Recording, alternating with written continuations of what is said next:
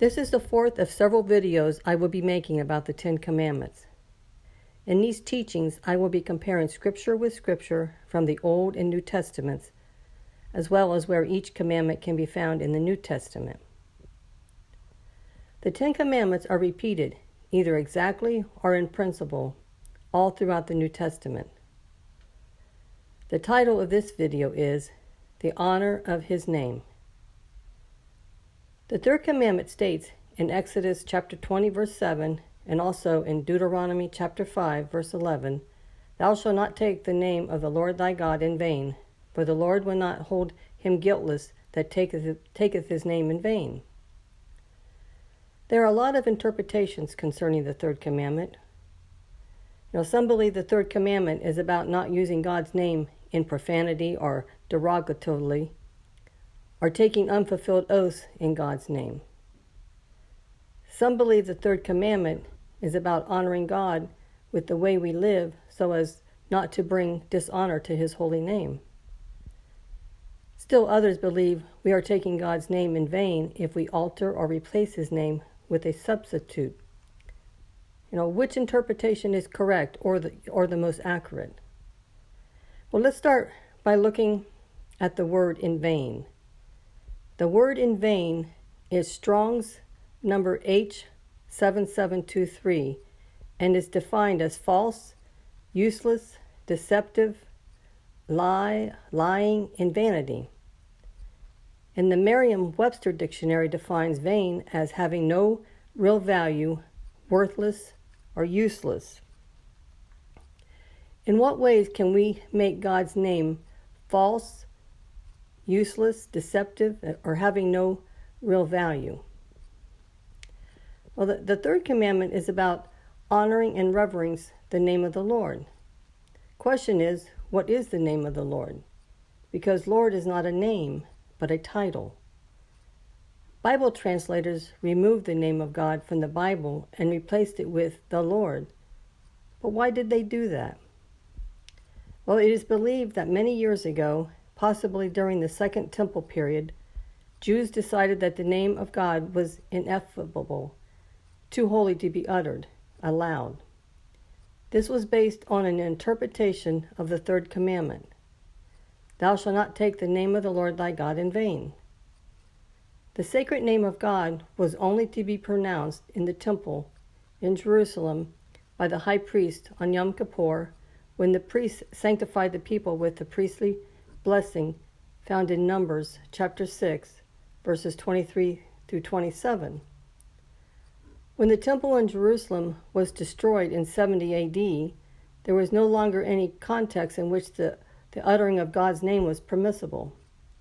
Since then, and to this day, when the name Yod-Heh-Vav-Heh, or some pronounce Yahweh or Yahweh, arises during prayer or the reading of God's word outside the temple, Jews read it aloud as Adonai, meaning my Lord. Many translators admit to following this Jewish tradition and have removed Yahweh or Yahweh's name and replaced it with titles such as Lord and God in all capitals to show that they have removed God's name in those places. Now, I don't oppose using the titles Lord or God, but I very much oppose the removal of my Heavenly Father's name from the Bible and replacing his name with those titles. However, Scripture instructs us to proclaim or declare his name, according to Psalm chapter 22, verse 22, which states, "I will declare thy name unto my brethren. In the midst of the congregation I will praise thee." It was common to speak blessings in Yahweh's name back in the days of the judges. For Ruth chapter 2, verse 4 says, "Behold, Boaz came from Bethlehem and said to the reapers, Yahweh be with you. And they answered him, Yahweh bless you." It's important to know God's true Hebraic name, for how can we honor and reverence a name we do not know? God's name is Strong's number H3068. It's the Hebrew letters of Yod-Heh-Vav-Heh, which is the English letters YHVH and is pronounced as Yahweh, or some pronounce it as Yahweh. You know, have these Bible translators made God's holy name false, useless, deceptive, having no real value by substituting a title, the Lord, for the eternal holy name of Yahweh or Yahweh? You know, all Scripture is given by inspiration of God, according to 2 Timothy chapter 3, verse 16, and man is not authorized to add, subtract, or alter it in any way, and those who have will surely be held accountable, for Yahweh will not hold him guiltless who takes his name in vain. God warns both in the Old and New Testament not to alter his word.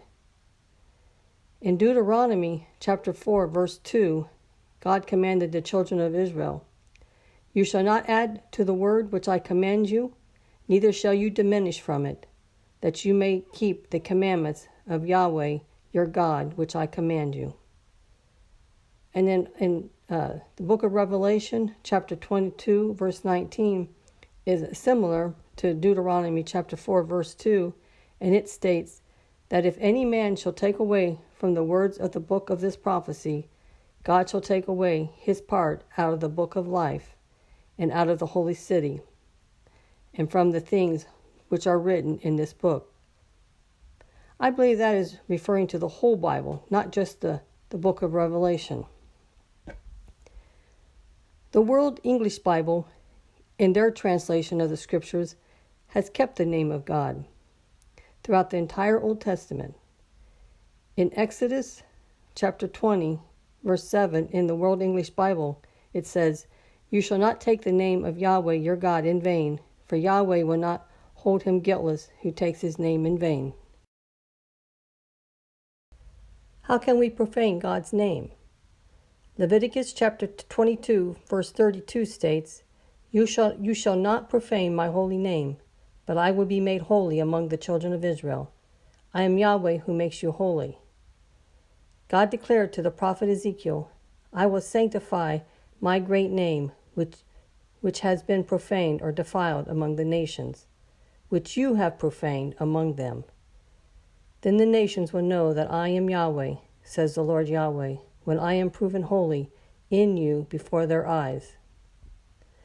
Because of Israel's many sins, God dispersed them among the nations, which brought dishonor to his great and holy name, because the people of those nations equated Israel's defeat with Yahweh being a weak God, unable to save his people. Paul, writing to Timothy, instructed that slaves must honor their masters in order that the name of God and his doctrine be not blasphemed. It is so important to live in such a way that we bring honor to the name of God. Now, is oath-taking permitted? In the Old Testament, the children of Israel were instructed when taking an oath, they must use only the name of Yahweh or Yahweh. In other words, using the name of another God was strictly forbidden.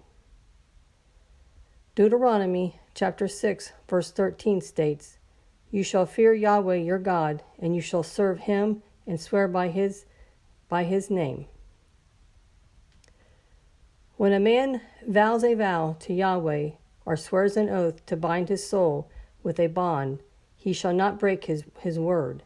He shall do according to all that proceeds out of his mouth. That's Numbers chapter 30, verse 2. It is better not to make a vow to God than to vow and not fulfill your vow, according to Ecclesiastes chapter 5, verse 5. Leviticus chapter 19, verse 9 states, You shall not swear by my name falsely and profane the name of your God. I am Yahweh.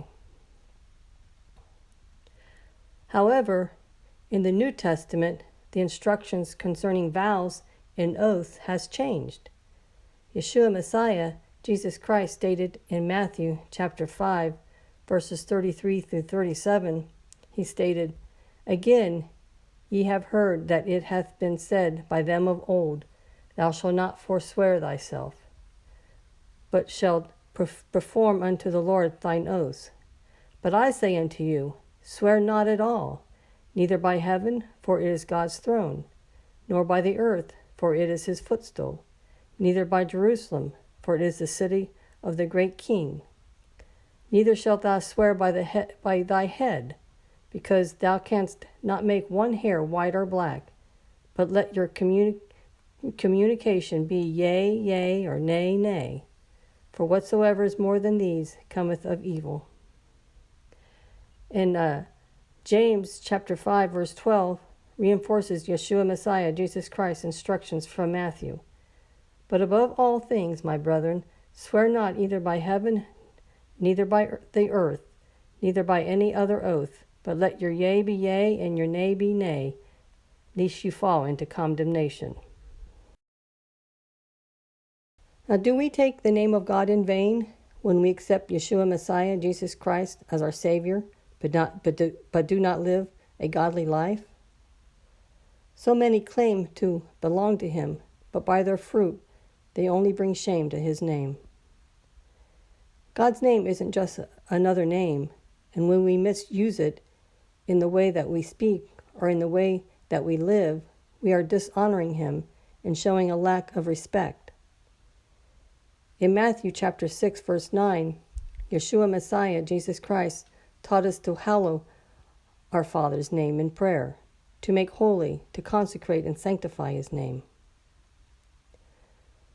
So which interpretation is correct or most accurate? Is the third commandment about not using God's name in profanity or derogatively? Is it about forbidding oath-taking or living holy as to not bring dishonor to God's holy name? Are we taking God's name in vain if we alter or replace his name with a substitute? Well, after comparing Scripture with Scripture from the Old and New Testaments and reviewing the original language, we can conclude that the most accurate interpretation of the third commandment is all of them. We cannot disregard any of these interpretations. God's name is holy, and we must honor and respect his name. For Yahweh will not hold him guiltless who takes his name in vain, either through writing, speech, or our actions. We will be held accountable. 1 Peter chapter 1, verses 15 and 16 states, But as he which hath called you is holy, so be ye holy in all manner of conversation, because it is written, Be ye holy, for I am holy. We are to live a holy life that reflects God's character and brings honor and glory to his name.